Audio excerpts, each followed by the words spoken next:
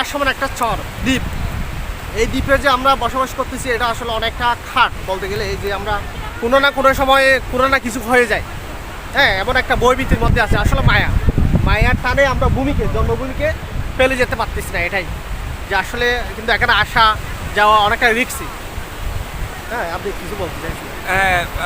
আমাদের নাজুল ভাইয়ের কাছে আমার আরেকটা প্রশ্ন রয়ে গেল, সেটা হচ্ছে যে আসলে ঢাকা থেকে যদি এখানে যদি কোনো পর্যটক আসে তারা কি আসলে এনজয় করবে কিনা, বা তারা আসলে কেমন হবে?